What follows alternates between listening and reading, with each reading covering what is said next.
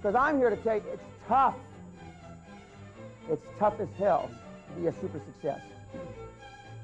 And anybody that tells you any different hasn't been there, hasn't done that. I personally made over 300 individual financial presentations all over the world looking for money.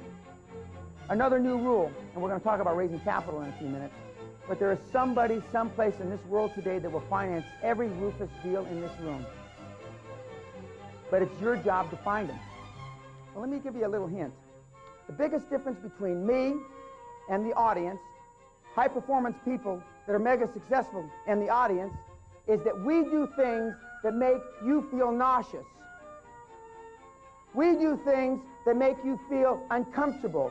We do things that give you high anxiety, i.e., this is the Quantum Leap barf bag.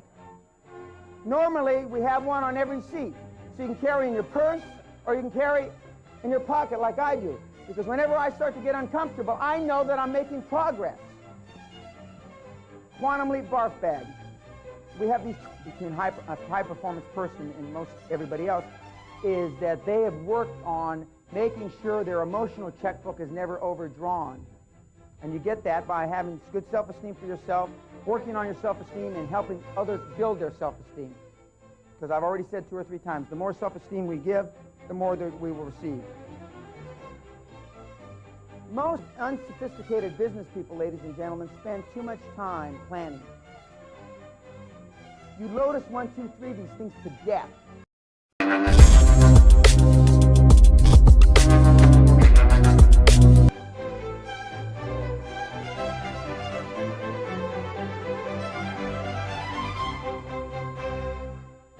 What we're going to talk today about is raising capital. Now, how many of you are in businesses that have 1 to 5 employees? Raise your hand. Okay, how many of you don't have a business and you're the only employee, or you got no employees? Okay, 5 to 10 employees. Okay, nobody. Okay, now, what I'm going to talk about for the next 90 minutes is germane whether you have no employees or 1,000 employees. Most of what I'm going to talk about I learned when I had no employees. The first year that I was in business by myself, I did $50,540,000 in business. I had 1 employee, and he's standing up here in a 3-piece suit. Now, I had no money. And so some of the things that I developed the hard way, trial and error.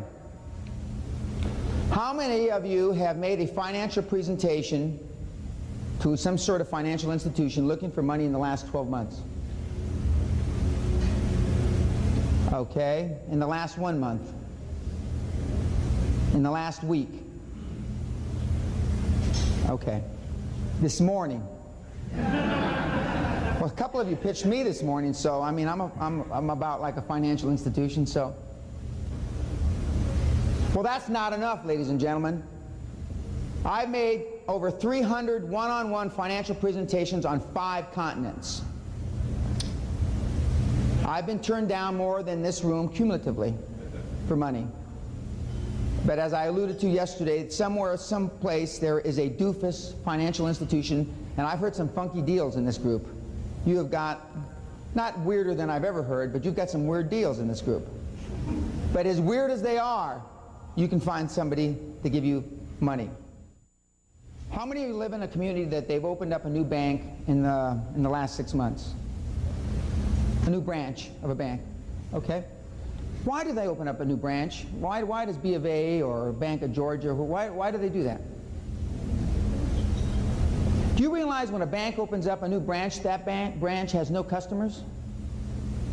Do you realize when I looked for money years ago, I would drive up in my car, I would wait till 9 o'clock rolled around, and I would be the first person through the door. And do you realize every new bank that I ever went to, every branch that I went to, I got money out of? By definition, ladies and gentlemen, they have no customers.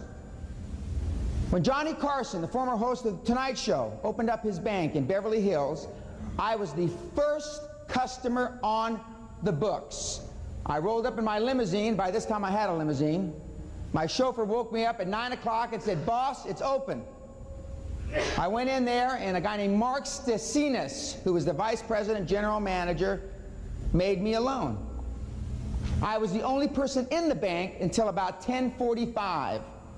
Between 9 and 10:45, not one human being walked through those doors. By definition, every single one of you live in a neighborhood or in an area where they've opened up a branch of a bank, whether it's a new bank or an old bank. New banks are even better. By definition, they have no customers. Am I the only human being in the United States that knows this? I think not. Every single human being in this room can go to the branch of a bank that's just opened up and get money. They have no customers. They've got money. I just recently, with one of my partners, you going to a branch bank right now, Doc? I just went through 9 financial presentations in Fresno, California. And Fresno's not such a great place to be, but I happen to be chairman of a company, the Warner Company there. It's the oldest jewelry chain in the state of California, founded in 1867. And I've got a partner named Casey Stevenson, who's a graduate of all the seminars, been to the castle, and helped him get quite rich. And we went through 9 presentations. We interview banks. One of the things that you do is you interview banks. You don't go in there on your knees like most of you. Could you give me some money, please? That's how most of you go in the bank. Some of you crawl in on your belly, and you wonder why the banks won't give you any money. Well, we went through 9 presentations, and I was trying to prove a point, because we're trying to buy several chains, jewelry chains across the country, and I can't go to all the presentations. I don't have time. I'm the chairman of 10 companies. So I wanted to prove a point to my partner, so we had 9 presentations in 2 days. Every single bank, major bank that came in to talk to us, we told them we were interviewing them. We are changing from Wells Fargo Bank because the 90s are all about service, and right now we have what's called a deposit relationship with our bank. We deposit money in, they give us nothing back. Sometimes they give us interest. That's the kind of banking relationship most of you in this room have. Every single one of the 9 major banks told us the same thing. We are flush with cash. In this century, we have never had more money chasing fewer deals. Exactly those words. Ladies and gentlemen, the banking industry is flush with cash. You may not have been able to extract any, probably because you haven't asked. If you are not making at least 2 financial presentations a week, you are pissing into a hurricane. Not the wind, a hurricane. 2, I talk to 2 or 3 bankers a week, whether I need to or not, just to keep in practice. Okay. Second thing, if you are asking money for a project that you need today, you are wasting your time. You interview banks for future financial representation, not today. There's 4 or 5 of you that have talked to me that you need money like you need blood in your veins. It may be too late. You don't go to a bank or a financial institution looking for money the day you need it. You say, we are going to go through an interviewing process and we're going to find the best bank that makes the best fit, chemistry, etc., etc. What you're really doing is you're going to keep talking to banks until you find one that will give you the money, whether there's any chemistry or not. We have been taught historically through conventional wisdom that bankers, lawyers, etc. are taboo. My parents would no more negotiate or try to negotiate an interest rate on a mortgage than they would to jump off of a tall building. It's just not in them. Some of you are from that same vintage, not in years, but in mentality. The financial institutions today, it is a cutthroat business. Bankers will drive across the country. We called a banker the day before yesterday, and I can only be in Fresno this coming Tuesday. And we found a deal. That's after we went through the interviewing process. We found 4 of the 9 banks loved us. 2 of the 9 banks hated us. 2 of the 9 banks were mediocre. So then we send our package, not a financial plan. How many of you have made financial presentations taking a financial plan with you? Wrong. Wrong. You don't take a financial plan. You're interviewing, and then even after you interview, we narrowed it down to 4 banks now, and then you call them in and you tell them, well, this is the 2nd round of interview. You made the cut. And this is our package without a financial plan, and you have the resumes or profiles of your dream team. Nobody in this room's got a dream team, but now you know from yesterday you should have one, okay? You have some simple mission statement, 1 page. Our goal is to dominate, etc., in the state of Georgia and in Athens County or wherever the hell you are. Part of that package is also the track record of your dream team. You don't have a dream team, you better get one. Otherwise, you're going to have trouble finding money, that's for sure. Then after the 4 banks or 5 banks that we've narrowed it down to have that time to assimilate that package, then you have another meeting. And I'm not talking about you give them the package in the morning, you call them in the afternoon. And you go through a filtering process. After they've read the package, maybe only 1 or 2 of the banks will be interested in you. And you tell the banks things like this: what kind of services can I expect for my employees, myself, my directors? And I'm talking about boxes at the Atlanta Falcons games or whatever. You talk about all those things because that's what they do for customers now. We haven't deposited a nickel yet. We haven't showed them 1 financial paper yet. And all the banks will not go through an interviewing process. And the banks that will not go through an interviewing process, you don't want to talk to. How many have been doing banking with the same bank for the last 5 years? 10 years? That's awful. That is just pathetic. Beryl Crump, the lady I talked about yesterday, the nurse from Canada who went in and just closed her construction business down, that was worth $5 million, was now worth 25 or 30 million. She told me, and boy, I jumped all over her case. She said, I've been doing business, she was real proud of herself. I've been doing business with the World Bank of Canada for 25 years and they never turned me down. In the circles I run in, I'd be a laughingstock if I told them I'd never been turned down. Donald Trump gets turned down. And since then, she stopped doing business with the Royal Bank of Canada, and now she does it, I forget which bank now. See, all the things you've learned, all the preconditioning that you've had. You know, I said yesterday, the cost of education is nothing compared to the price of ignorance. So just think about that. All the things that you've allowed to slip through your fingers, all the deals, all the net worth. Maybe some of you aren't interested in making money. And this group's no different than almost every group that I talk to.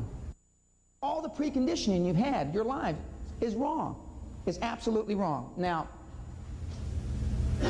see, I'm interested in, as the program says, champagne wishes and caviar dreams. And if you're not, what I'm about to talk about, you might as well just go to the bathroom or go have a cup of coffee. Now, these two ladies, one of these ladies was here yesterday. The lady on the right, Deanne Verdier, she had to go back. She had a financial presentation to make today, and as much as she likes to hear me talk, we're partners. Beryl Crump is the lady from Canada on the left, and they're called my Quantum Leap Assassins. Beryl's only made about $25 million using these techniques in the last 25 months. And I don't know how much Deanne has made, but they own a cable TV station now, and but Deanne's husband had been doing business with the same bank for 21 years. First thing he did when he left the seminars, he went back and they doubled his line of credit on the phone. And I said, you should have gone in person, because if they doubled it on the phone, you should have made them quadruple it in person. Some of you in this room don't have a line of credit, and I'm not going to ask that question, other than the credit cards you have. And if you think those are line of credits, something is wrong with you. Because my son, that's 12 years old, has a MasterCard, My son, that's 14 January 1st, has an American Express card. Any moron on the face of the earth can get a credit card now. So don't be feeling proud of yourself because you got credit cards. But if this isn't what you're interested in, and these two ladies have just taken this one aspect of what they've learned from me in the last couple years, and they've made a religion out of it. Because you need money. Unless you're quick turning houses on the no finance method that Ron uses, and I would suggest that you start thinking about fishing with nets instead of lines. And I was asked last night and again this morning, some of you don't understand what I mean to fish with nets instead of lines. So I'm gonna give you a real graphic example. Now we all know, some of you are fishing with a line with no hook. Some of you even got a hook on it. Some of you got even treble hooks and more than one hook. But not many of you got any bait on the hooks. And I know maybe you're fly fishermen or you know the deal and you don't need bait. What I'm talking about is we're setting up a net across the river. And we're not letting any fish through. We're scooping every son of a gun out. For example, some of you buy houses one at a time. One of the most successful guys, or the most successful guy of the LeGrand real estate deal that I talked to a year ago in Orlando, he made 20, 30, 40, 50 offers a week. Most of you are afraid, if that's what you do, to make 20, 30, 40, 50 offers a week because you may get them accepted. And then what are you going to do? I asked him, is there any reason you couldn't make 200 offers a week? He said, well, I'd have to get some more employees, but probably not. Some of you have never made an offer on a house. Some of you have attended these seminars and will continue to attend the seminars and continue to buy the products, and you never understand the products well enough to accept the fact that you've got to go out and take action. You can go to seminars from now until you die, until maggots are eating your eyes out. And unless you take action, history with me doing these seminars is 21 days. Actually, it's 21 hours. If you don't do something 21 hours from today, in other words, within the first day, you're never going to do anything. Never. These two ladies have changed the way they live. Maybe that's not important to some of you. That's Deanne Verdier before she started calling on financial institutions. That's a little piece of crap Mayada. This is Deanne Verdier now. That's her new home, her mansion, and that's her, whatever the 100 grand or whatever that Mercedes costs. And on the license plate of this Mercedes says Quantum Leap. And then I borrowed it in my Rolls now. I have Quantum Leap. QTM LEP. Or LEAP, excuse me. Now, this is before she came to Georgia, or when she lived in Georgia. She looked happy. Happy and poor. Wait a minute, see? She looked happy and poor there. And then she started calling on banks. Looks kind of sultry in there, doesn't she? Be all right. I can live that way. So just think about when we go through these. You too. I'm sorry that she couldn't stay. Now, if you think that you're going to learn how to raise money by buying stuff like this, this is another for $69. And I think that's from Entrepreneur Magazine, I think. I have got a bridge to sell you in London. First of all, the people that write these courses on this have never raised any money. I've raised over $1 billion when you couldn't raise money. So what I'm about to talk about works. I raised it in the energy industry when oil went from $40 a barrel to $8 a barrel. You couldn't borrow money then. You think banks wanted to finance energy deals? You were nuts. But that's why I went to Australia, I went to Santiago, Chile, I went to Buenos Aires, I went to Hong Kong, I went to Tokyo, and you're saying, I don't have money to do that, Dan. I didn't either. I flew whatever the cheapest way. I even took a boat one time, because when I figured out you'd get places by boat cheaper than by plane. You know what it is to take a 3-week tramp steamer to Australia? But I was willing to pay that price. I was willing to pay that price. If you're not willing to pay that price, then I would submit to you that you're wasting your time. Now, why in God's name do banks spend all this damn money on these deals? Because they're flush with cash, and you're not smart enough to get your ass off the chair and go in and get it. It's no different than if I stood on the corner outside this hotel and I asked 100 women, would you come up to my suite with me? You can bet your sweet ass somebody's going to say yes. I can't make it any more graphic than that. You don't have the money for your projects because you don't ask for it. And you don't ask for it is because you don't believe in it enough. And if you don't believe in it enough, the bank knows it and you know it, and that's why you don't ask them. Because you know what they're going to say.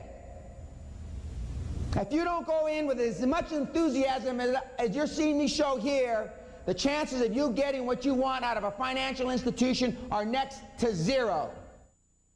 Most of you are dealing with your financial institution like they did in the last century. It has changed. This is almost 1996. 4 more years, we're going to be into the new century. You've seen Mr. McAllister show you all these modern things that you can do with a PC. Well, banking has changed. It's changed, ladies and gentlemen. The money's there. It's not the money you got to worry about, it's the deal. And what you're really telling me and telling yourself is you don't believe in your damn deal enough to get up off your dead ass and go and ask for the money. It's like the best looking girl in school, you never asked her out. She never had a date. Unless she was good at some extracurricular activities, and that spreads pretty quick. Her reputation, that is. It's no different. I have a young man that works with me. He's the youngest mayor in the United States. His name is Mayor Fidel Vargas. He went to Harvard. When he was home, going to go to graduate school to get an MBA, he went home to Baldwin Park. It's a city of about 100,000 people.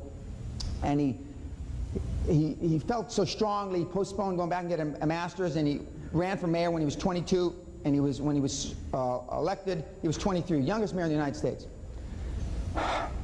He wants to own a sports franchise. And I said, who are the 5 most successful sports franchises in America? And he said, well, the Lakers were one. I said, well, let's call Dr. Jerry Buss. Oh, I could never call Dr. Jerry Buss.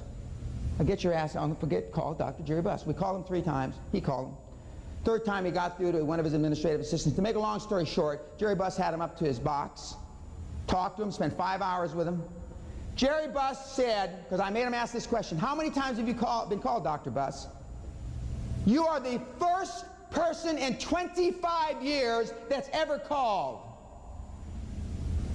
I ask people to call me, and I'm in front of thousands. You know how many people call me a month? 2, 3, maybe.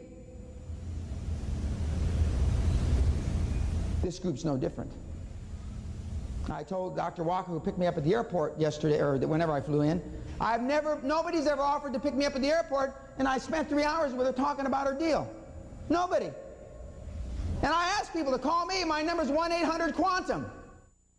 Now, there's 2 rules of finance when you borrow money. 1, borrow bucks, borrow big bucks. And then when you have problems, you got partners. If you need 10,000, borrow 50. I've got a pilot named Lenny Knock. His claim to fame, he doesn't do anything, no financial background. He went to college. He's a pilot with U.S. Air. His claim to fame is he was the Bachelor of the Month in Cosmopolitan 5 or 6 years ago. That's about his claim. He had all he does is chase flight attendants, female flight attendants. That's about all he knows how to do. He attended one of these deals. He is now close to putting together $1 million worth of line of credit. He's gone to 20 banks and gotten $50,000 line with each bank. He doesn't even have a business. He's got nothing to spend it on. He's put together the dream team. He believed me. He heard me in January. He went and he got Coopers and Lybrand. He got Butcher Singer in Philadelphia, one of the largest regional brokerage firms in the country, and he got some big law firm. He has bought breakfast for one of them, And I was mad at him for doing that. Because when you go through this interviewing process and you meet these people for breakfast, lunch, and dinner, you will not live long enough to not have where you'll ever have to pay. They will buy you breakfast, lunch, and dinner from now until the next century begins. And I slapped Lenny around because he bought breakfast for one of these doofuses. He's got his whole dream team, he's got $1 million line of credit now, and he's got no business to find. He has no business to buy yet. He actually went out and did what I told him to. He believed me. The guy lives in a castle, he's got his own golf course, Jesus.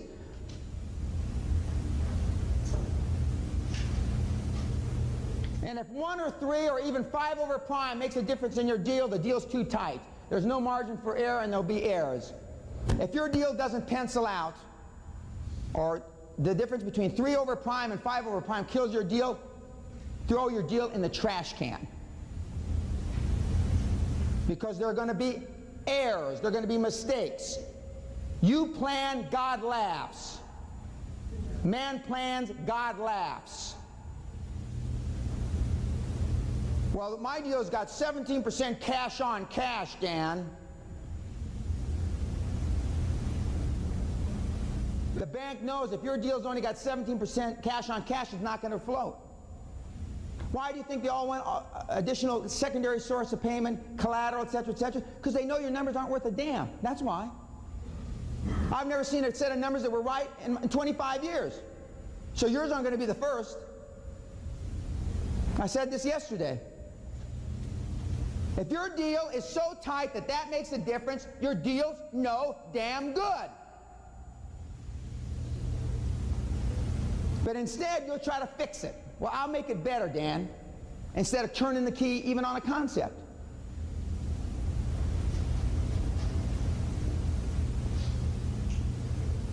Now, there are such things as angels. I'm considered an angel, financial angel. An angel is some old doofus that's got a lot of money that will fund a project. There are people like that around. But I already told you, when I do it, if I put up all the money, maybe I didn't tell you. Yesterday somebody says, well, how do you do business? At the dinner last night, which was very interesting, they had some hard questions there. They had some reasonably bright people at the dinner. I was stunned. I was stunned. I was impressed. When I put up all the money as an angel, I take 85 or 95% of the deal, and I give the founder, the boss, the CEO, the chairman, 1 year to prove himself that I shouldn't throw him out on his ass. I'll say that a little slower because I can tell it didn't register with anybody. If I put up all the money, I take 85 to 95% of the deal. And I have done that before. And then I give them a year to determine whether they can really manage, because most people can't manage. They think they can. I'm not a day-to-day manager because I learned a long, long time ago I can't manage day-to-day. I'm a concept guy. Okay, so there are people like this. The angels to people in this room are, they try to get the money from their mother-in-law, father-in-law, relatives, etc., etc. There's a project in here that has 80 investors in it, and they've raised over $5 million over the last 5 years, which is an average of about $60,000 an investor. And some of those may have been forms of angels. But most of you, I would submit to you, are not going to find financial angels. And why aren't you going to find financial angels, ladies and gentlemen? That's exactly because you don't ask. You just don't. And why don't you ask? Because you don't believe in the deal enough. Or because you don't want it badly enough. Bank mergers give states a chance to get funding pledges for small businesses. Another opportunity. When you see two banks merge, normally they have changed their whole lending philosophy to adopt either the bank A's or bank B's. That is a grandiose opportunity for people like you to go in and get funding. Recently there was a merger of 2 women banks in Southern California. I told the ladies that I happened to be talking to that week, ladies, how many? I was in front of a group of women, and if you can imagine this, National Association of Women Business Owners, NABO, has been sponsor for my seminars. It's hard to believe because I'm just not a NABO kind of guy, you wouldn't think. But I told them the truth. I didn't tell them what they wanted to hear. And they wanted to know how to raise money, so they brought me in, and I told them. When when banks merge, it's a tremendous opportunity. You can read in the Wall Street Journal, or what paper do they have in Atlanta? Atlanta Constitution, okay. It's a tremendous opportunity. Just like when new bank branches open, and it's even better when a bank comes into town that's new, that hasn't been there. God almighty, you ought to sleep over with a tent out in front of their door. 2 private equity funds formed to focus on lending to small businesses in the state. How many read the paper here every morning? That's where I get these things. They're not always out of the Wall Street Journal. Sometimes they're out of local papers. I mean, you ought to be, when you see this, you ought to be calling these people up. I still call them up. And if I still call them up, God almighty, what should you be doing?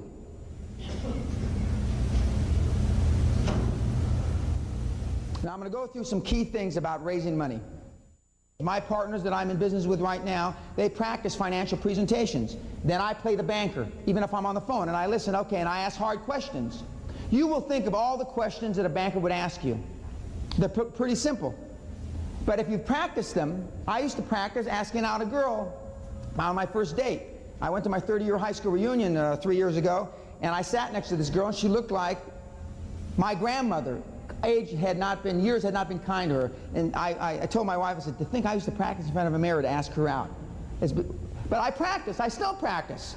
I practice these presentations. You're not good at it because you don't practice it. Why do professional athletes practice, practice, practice? Why do Olympic athletes practice, practice, practice? Why? To get better, obviously. I've given 300 one-on-one financial presentations on 5 continents, and I still practice. I'm good at it. And when they say, no, I'm stunned, this is a travesty, Mr. Jones of Bank of America. You have shareholders, a board of directors that you've got to report to allow a loan of this caliber to slip through your fingers. My partners, when sitting at these tables that I've been at over the years, they can't even hardly keep a straight face because I say the same thing to all of them. How can you say that crap to them? Well, I believe it. God, and see? And guess what? I get the money. I get the money. So I role play. And you know your deal's good if a financial institution says to you, well, we'd like an equity kicker. By equity kicker, I mean a piece of the action, exactly. Then you know you got a hot deal. Most people in this room probably have never heard those words from a bank, financial institution, and I'm sorry to tell you that's probably because your deals aren't hot. That's not to say that you can't make your deal hot. It's very seldom. Last night at dinner, I was asked at the end of the day, how do we finance it? How do we get to the people to finance our deals? And there were 2 really esoteric, funky kind of deals. And I think I gave the right answer. I don't think I know I gave the right answer to both of the gentlemen that asked me. And they had been to a lot of financial institutions. One group in 5 years had made 20 presentations, only 20 presentations, to major financial institutions in 5 years. I would have made 20 in a month or 2. And there's no doubt if they follow my recommendations that I made last night that they'll get the money that they need, their deal. And it's a funky deal. They've already gotten $5 million from some sort of financial angel, so I mean, somebody believes in the project.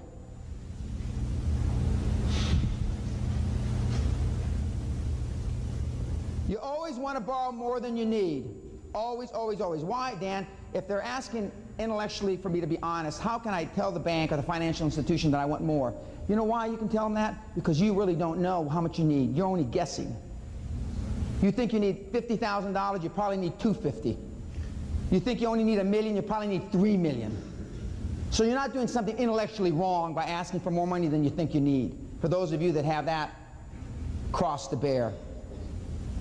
Financial estimates are a guess, a wild-ass guess at best. How many have ever made a no, I'm not even going to ask that. The U.S. is not the only financial playground in the world. It just isn't. For those of you that haven't looked in other markets that have projects that warrant it, And how does a project warrant going to the UK for money, or going to Mexico for money, or going for Canada? If nobody in the United States won't loan you money, then it warrants you go someplace else. It's that simple.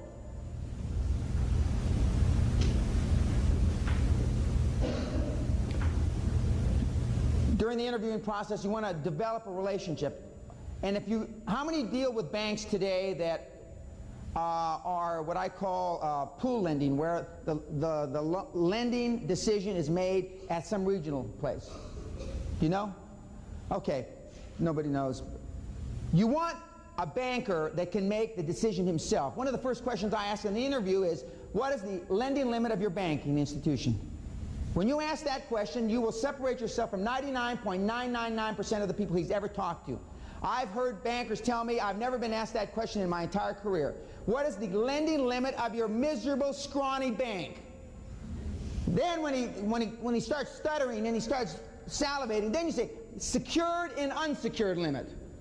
Second question, what is your lending limit, you doofus banker? You, Mr. Jones, how much can you sign off on by yourself without asking your mommy or your superior? And guess what? If he's got a $50,000 limit, then you're asking for $48,000. If his limit's $25,000, you're asking for $24,950. This is pretty heady stuff.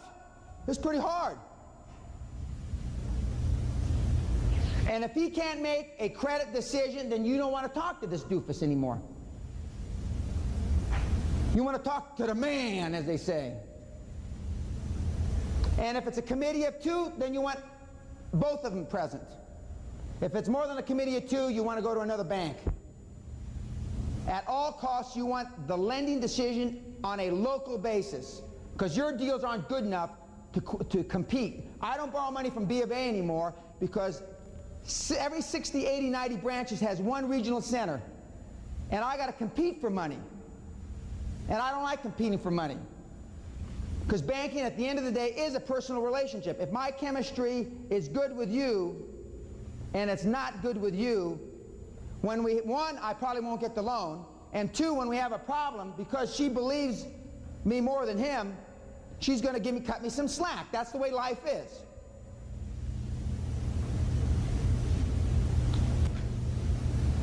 Those questions I've just said are critical to ask the financial manager, or whoever you're talking to. They're critical.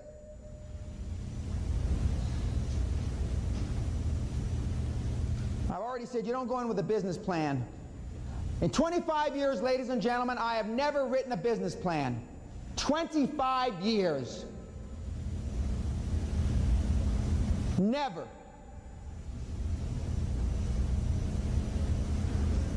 And when you show up for the first meeting, again, you show up with nothing under your arm, no papers, nothing. And you go, and this should be obvious, you dress like your Brooks Brothers. I don't care. Well, down here in Decatur, don't be showing up with cowboy boots and funky golf shirts. White shirt, no jewelry, wingtip shoes if you got them, no tassels, socks that match, blue suit or black suit, black socks. Now I get away looking like this because I'm enormously successful. And some of my claim to fame is gold pocket watch, handkerchief, three-piece, London, tailor-made suit. You don't go in looking like this. And if you're a woman, you dress equivalent to whatever Brooks Brothers suit is for a lady. You know better than I do. Shoes, simple watch, leather band, no funky, for those of you that have gold watches. The band and the belt and the shoes all should match. You want to look just like the doofus banker. Some people call it mirroring. It's a lot easier for him to give you money if you look just like him. Bankers will be more inclined to lend you money if you have a track record. Most of you don't. How do you get an instant track record? I've already alluded to it yesterday. You partner up with somebody. See, banks lend people that have had a successful chain of transactions. I've had, I guess, I don't know, hundreds, but I've had a bunch of them. The job that you need to get done is you've got to get past the first transaction. And even if you have to give a big chunk of the equity away to somebody else who's got a track record, Doesn't matter, because then you can use that track record going on to the second deal, the third deal, the fifth deal, etc., etc.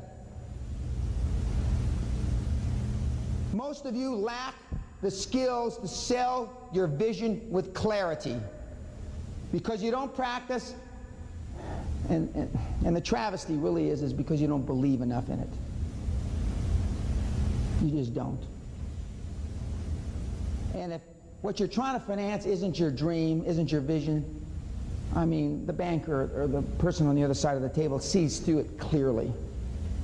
They know just absolutely, definitively. Because at the end of the day, they want to feel down deep inside, warm and fuzzy, that this person or this person will do whatever it takes to pay me back the money. And if you don't believe with all your heart, then you're not going to, you know, go that extra mile. That's what they want to believe. And most of you don't believe passionately in what you're doing. And that's why it's very easy for me to say you ought to turn the damn key. Just walk away. And look for something that you can passionately believe in.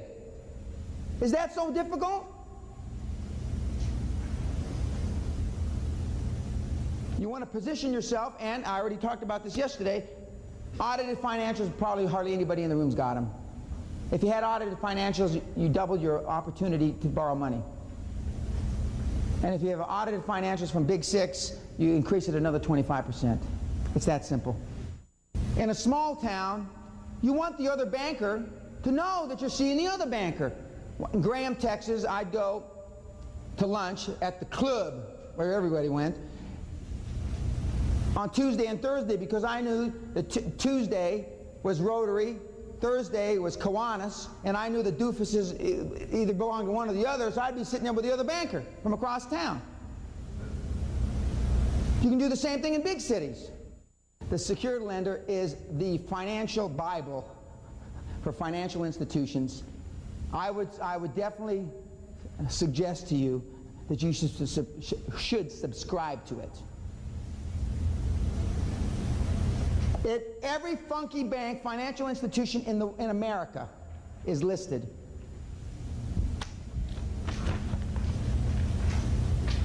They even tell you we've got to get $15 million on the books by December 31 in certain cases.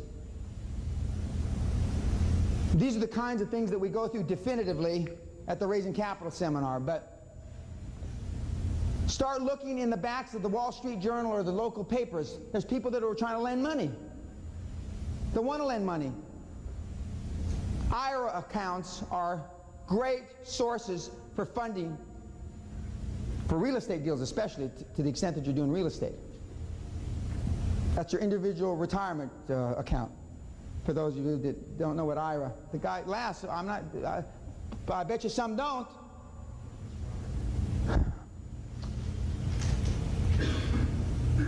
Virtually everybody in this room will have to put their personal guarantee.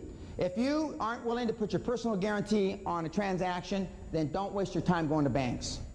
I hear people all the time saying, I'm not going to sign on this deal. If this deal can't carry itself, then the hell with it.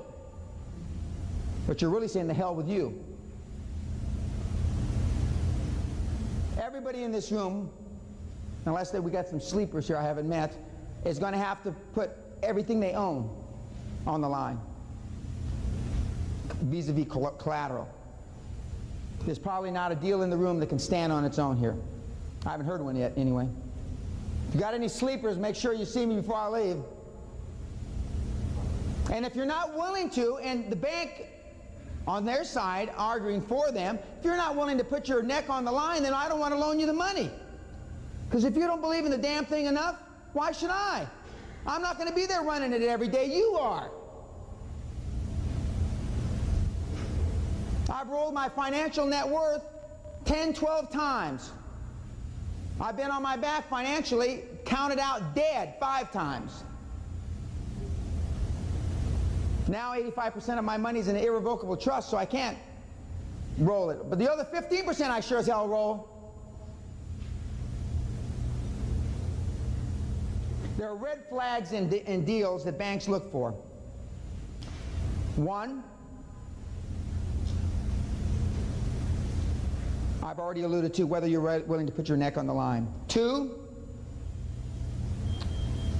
who's in the deal with you. If it's your brother-in-law, your mother-in-law, etc., and there's no outside family interest, that can be a red flag, because the bank then feels the only way you got the initial money to begin with is because you sold your father-in-law.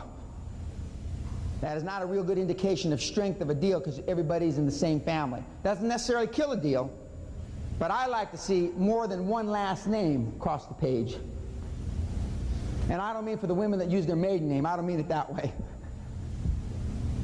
Another red flag the financial institutions will look at, and contrary to what you've been told, it is not a red flag to shop a deal. That's what I'm trying to say. Contrary to what you've been told. If that were the case, I would have never been able to raise money. My TRW has been turned up more times than there are days in the decade. And whoever told you if you have more than six checks on your TRW or credit reference in a year, I mean, it's a bad mark, that's crap. That may have been in the 40s, but not in the 90s.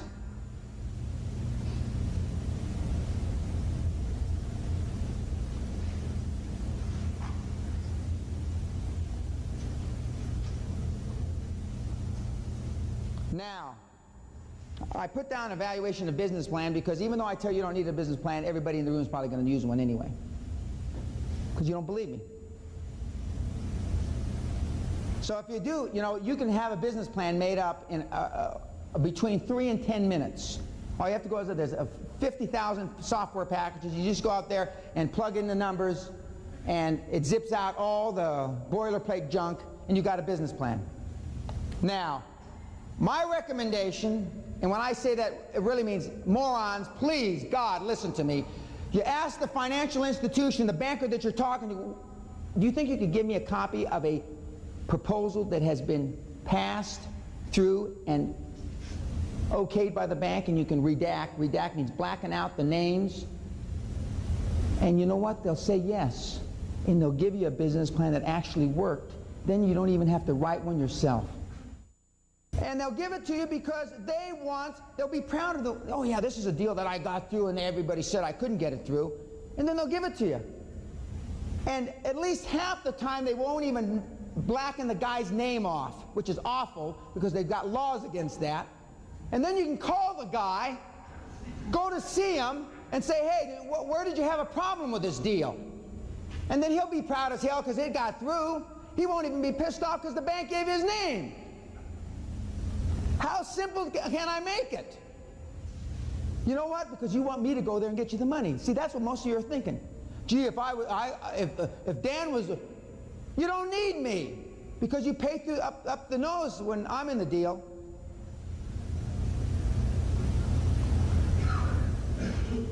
Now, we've gone through a lot of things that you have never heard before. Would the audience agree? Yeah. Okay. There are 50 other things that I could go over, but because of time, we don't. 3 of the things that are crucially important are role-playing, going to banks that are in a lending mode. And by the way, when I call up to interview the bank, I say, may I speak to, I want to talk to the senior lending officer. And you get them on, this is, now I have assistants that do this now, but when I used to do it, yeah, this is Dan Pena. Is your bank in the lending mode? I ask them flat out. I don't want to go down there and waste my time and find out the FDIC is closing them down next week. I ask them flat out, are you in a lending mode? Are you in a lending posture? You got money to lend? I jump right on their case. They ask why. I say, well, I'm interviewing banks. I'm new in town. I'm looking for a new banking relationship, a new financial relationship. I ask them that question. And another thing that's crucially important is the role-playing, as I've said a couple times already. I mean, believe me, if you practice for 2 or 3 or 4 hours before you go in, you'll feel so much more at ease. I had a group, I worked with a group of young Hispanic kids. I call them the Mexican morons. They all went to Harvard, as a matter of fact. Fidel Vargas is one of them, the young mayor. And the Mexican morons, I know there's one William and Mary guy in there. There's 4 Mexican morons from Harvard and 1 from William and Mary. And they've all got MBAs or law degrees. And we had them role play a deal. They were going to go in against a big insurance company. And they role played, and they showed up. They made the appointment at their lawyer's office. Another thing, for those of you, all the banks will come and see you, by the way. I'm not talking about you going there. I'm talking about them getting off their dead ass and come and see you, by the way. You're not going to the bank. Write that down. You don't go to the bank. They come and see you. And preferably they come and see you at your accountant's office or your lawyer's office, because you look professional. Try to act professional, like you've been doing this before. So they came to the Mexican moron's lawyer's office. Of course, one of them was a lawyer, so, I mean, they came to his offices and they got the conference room and they made the appointment at 7 o'clock on the Saturday morning. 7 o'clock on Saturday morning. And the guys were role-playing, and I was out of the country, and they're all phoning me all hours of the night, and they said, well, what about this question? And then they showed up for the meeting. My Mexican morons were wearing suits. The other side, one guy showed up in golf clothes, one guy showed up in tennis. I mean, the leverage never shifted. I wasn't there, but when I finally called on one of them on their cellular phone, they were down in Elvira Street, which is where you have a Mexican restaurant in downtown LA, drunk on margaritas about 11:30 in the morning, because they had done it. They had slammed the insurance company. They were prepared. One was the hard guy, one was the easy guy, and if you have a partner and you go, one should be good cop, one should be bad cop. Oh, screw this bank. We don't want to do business with them. Bad cop, good cop. And they had slammed these guys. I was so proud of them. They were drunk on their butt, because they were, just like Dan said. Now these kids, some of you said, well, they went to Harvard and they had MBAs and law degrees.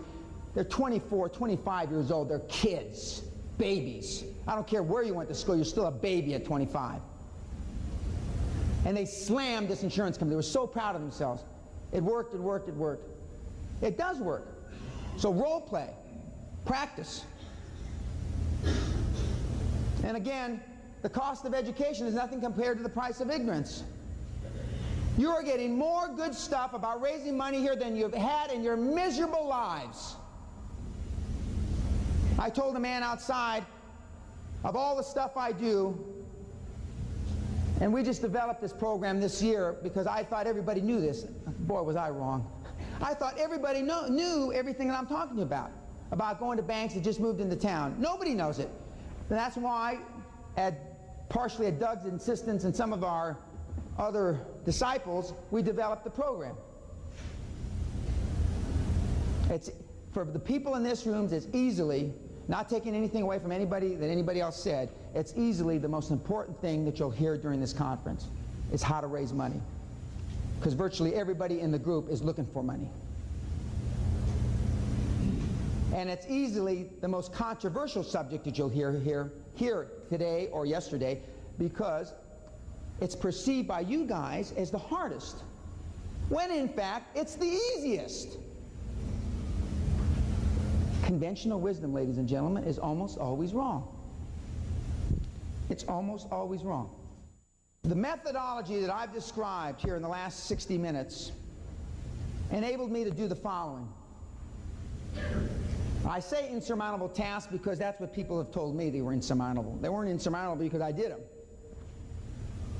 I've got a $20 million contract with the federal government with no employees, office space, only a phone and a leased fax machine. $50 million in revenue my first year in business. Bought a foreign subsidiary from a Fortune 200 company over the phone on New Year's Eve. Bought a $150 million company from a multi-billion-dollar foreign parent when they didn't want to sell, and turned $820 into $400 million. Some of you have got acquisition candidates or things you'd like to buy, and the other side doesn't, they're not for sale. Well, I never look at anything that's for sale. I only go and buy things that aren't for sale. You can make people sell you assets they don't want to sell. I am about to buy a note bank from Wells Fargo Bank from a company that doesn't want to sell to me. I'm going to buy the note from the bank. I'm going to force him to sell to me. It's the best thing for him anyway. His two sons are taking the company down the toilet. There are ways to do things that you have, that heretofore I thought everybody knew about, but virtually nobody knows about. And that's why, I don't know if I'm the most qualified guy in the country talking about it. I'm certainly one of the most qualified. I'm certainly the only one that's talking about it that's actually done it.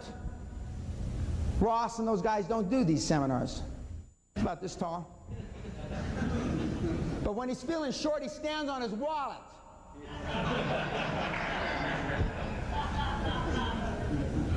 He's a good guy. He's a good guy. Smart guy. Tough, tough businessman. Tough, tough. He still practices. Maybe you wouldn't think it looking at when he's on TV, but you ought to see him if he doesn't practice. But I mean, if Ross Perot practices, why wouldn't you want to practice? You just think about it. I mean, now, these are the kinds of things that I was able to do, and starting from nothing, and because the kind of growth that I look for wasn't arithmetic. You've been taught that growing by 5 plus 5, that's growing to 100%, and you've been taught that's good. I don't even consider it. You know, 5 times 5, 5 plus 5 squared. My kind of growth is 5 squared times 5 squared. There's a big difference between 10 and 625. Would you agree? That's the kind of growth that is possible when you use the tools, the financial tools that I've just described. An airline pilot that's raised $1 million for a line of credit. By the way, that line of credit is all unsecured. He's had a call on dozens of financial institutions. Dozens. And what he does, because he's a pilot, now you'll say, when I say this, you're going to say, well, that's why he was able to do it. He flies to a lot of cities. He's got dead time, as they call it. He calls on banks in all those cities. I said, why don't you do, I always try to do 2 or 3 things at the same time. When I'm on the running machine or the Stairmaster, I'm on the phone and I'm watching CNN. When I'm just on the phone, I normally go on the cancer box. The cancer box is the thing that gives, a tanning box. Because if I don't want to make sure, I may just be wasting my time talking to you on the phone, at least I'm getting a tan at the same time. He started to, and look, it's a marginal shift. Remember I talked about just marginal shift for a geometric result? He decided instead of sleeping 15 hours when he's in Philadelphia or Dallas, he'd go call on a bank. And guess what? He heard me say it in January of this year in Orlando. It is now December, and he's got $1 million worth of credit, $50,000 at roughly 20 banks. Not every city he stopped in was there a receptive bank. Oh, well, gee, he got to fly for free, Dan. I could do that. I could do that if I was flying all over the country. Like hell you could. There are people in this room that will not call on financial institutions irrespective of what I've just said. So I'm talking to you, to the handful that will. It's not difficult. So there are 3 things that are critically important. 1 is role-playing. 2 is having financial institutions come to you. And 3 is to make sure that you're absolutely impassioned with the idea, the project, and you have to sell that passion, that enthusiasm to the financial institution no matter what. Because if you don't share that enthusiasm and that passion with the financial institution, the bank's not going to be interested. They're just not. As a subcategory, I mean, you ought to be calling on financial institutions that just showed up in town or just opening up branches. Because most of you, with 1 or 2 exceptions, a branch can fund your deal. Some of you that need a lot more money, then maybe a little branch in a little podunk town in Georgia can't. But you've got to go where the money is. I don't know how many banks are in town here, but there's got to be a whole bunch of them. And there are other non-traditional methods of finance, like insurance companies. I already talked about IRAs, individual retirement accounts. There's brokerage firms, investment banking firms. There's merchant banks, and merchant bank are more European, and they've started a few here. Merchant banks the perception is they'll actually take a risk with you. Most of the projects that you're trying to fund haven't been thought through, haven't been planned around recessionary times. I mean, all your projections and all, to the extent that you've got business plans, are all postulated on everything's rosy, nothing's going to go wrong, and everybody be happy, and, you know, the check's in the mail, you know, and the IRS is here to help you. And that's not what the bank wants to hear. One, the bank wants to hear that no matter what happens to the project, you're going to pay. I am proud to tell any banker I have never, ever stiffed a bank on principle. I haven't always given them the money when they wanted it, and I tell all the guys this. I say principle, I never say interest, because there have been times in my career where there wasn't any interest to give the bank. There's not a banker in America that wouldn't kiss my backside to have a guy that's always paid his principal back. So, I mean, it goes without saying that, I mean, the deal's got to be financially viable. It's got to be financially viable. But even financially viable deals, if you're not calling on a lot of financial institutions, you're not going to get them funded. You just won't. I'll tell you what I read. Okay. I read Fortune, Forbes, Wall Street Journal, LA Times, the Financial Times in London, The Economist, which is a magazine, Unsecured Lender. There's a National Association of Secured Lenders, which I would get on their mailing list. There is a I read in the back of newspapers where they, you know, where it says business opportunities and stuff like that. I look through those all the time to see for lending opportunities. There are people in there that say they've got $10 million to lend. Prime plus one. I mean, there's people in there, I've seen them as high as got $1 billion to lend. I call, or have called, virtually every bank these ads that I've just shown. I have somebody call, or I call. I want to know if new lending policies. One of the things I just found out going through these 9 presentations I just made, I never used to go to the SBA because the SBA was a pain in the neck. And in recent years, I got too much money, they'll never lend me any money anyway, and you have to fill out paperwork this thick. Now, it's 1 page, 2 sides, SBA now. 1 page, 2 sides. Pardon? SBA. Yeah. And so now I've told people, and I've sent some people to the SBA in recent months because they've changed their policies. Although you read in the newspapers, like the SBA writes off billions of dollars like I, brush my teeth because of bad loans. Because of bad loans. But why would you think the government would be involved in anything other than bad loans when you think about it? I mean, well, it shouldn't be such a revelation. I would also, each state has their own banking association. I would get on the mailing list, the Georgia State Bankers Association. And more than anything, you want to be able to show the bank will treat you better if they think you're more sophisticated.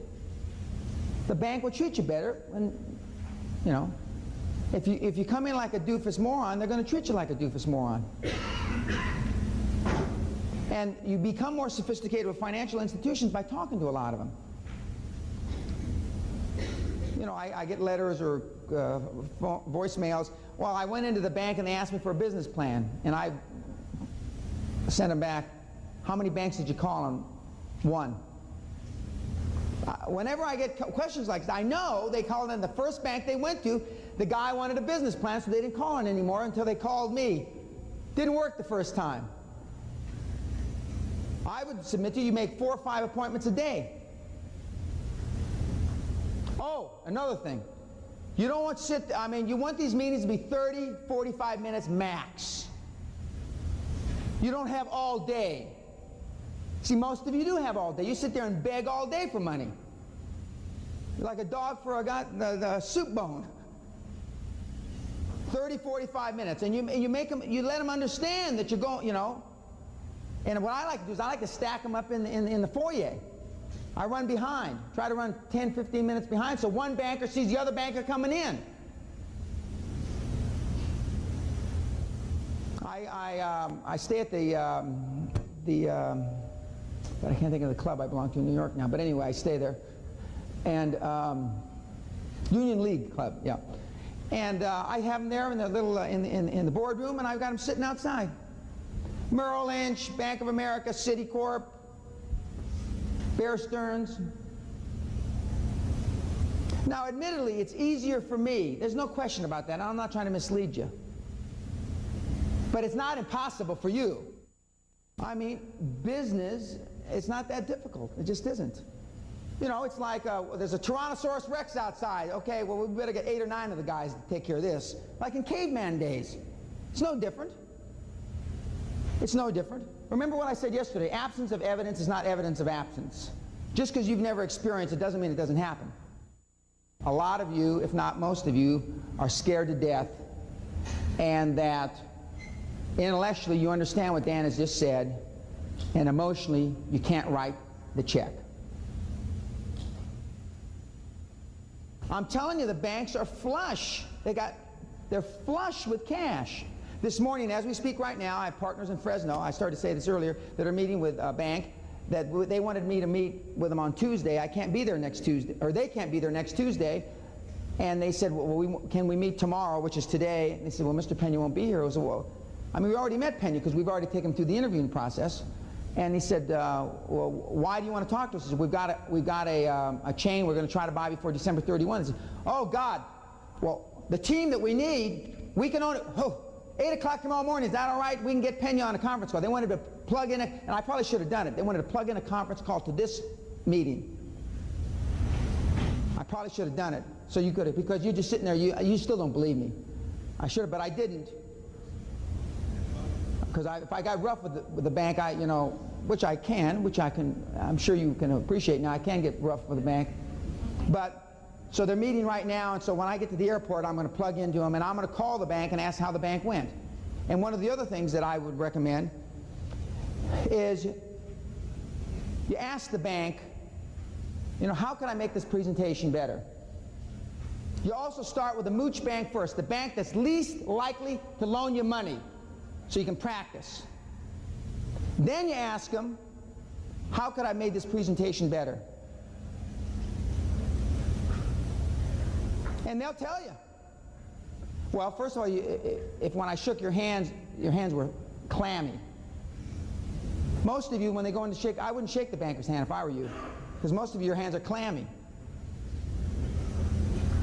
You know, what kind of sense of confidence do you think the banker's got when you shake hands with him and he brings it back in his water? Track record. It's all about track record. One of the only things I bring to an equation for a deal, as I told the people last night at dinner, is 1, I can get in to see almost anybody, and 2, I can get in to almost see anybody right away. And that is tremendous leverage. You know, like I told somebody at dinner, some of my partners, I've got a 25 or 25-year-old Cornell graduate who's a partner of mine, and she was calling up the big 6, just like I told her to, and they were giving her a hard time, and I had to kind of cut to the chase, so I called the regional partner, Coopers & Lybrand, and Coopers & Lybrand had 2 partners and an associate there in 36 hours. And so we kind of cut to the chase. I'm not telling you that it's not difficult, ladies and gentlemen, but if you want it bad enough, you can do it. All you have to do is make the calls. Success in selling is smile and dial. You're selling your concept to banks, insurance companies, whoever. You're smiling and dialing. It's selling. That's all it is. And that's why a lot of you have problems with it, because in our minds, selling's like kind of, not that it's a demeaning profession, but you know, you equate it to selling used cars, you know, water softeners, encyclopedias at the door, pots and pans, Tupperware. Now, it's not such a classy, you know, oh, I want my kid to grow up and be an encyclopedia salesman. That's not the kind of thing you say, is it? And that's one of the emotional hurdles you have in doing these kinds of things.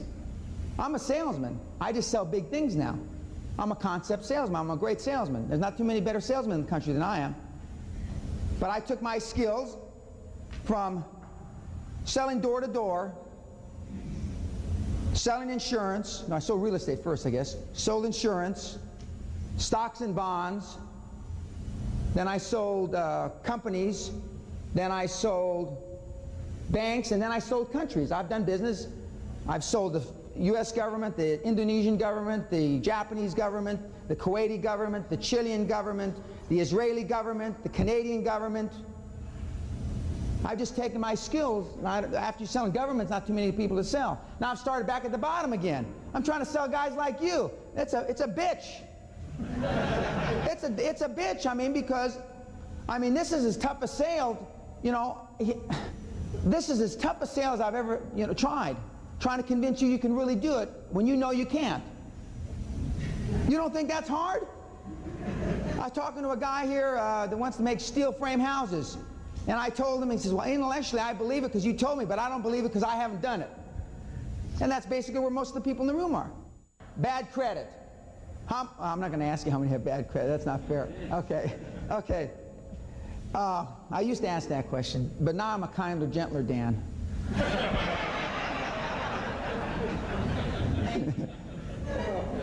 Okay.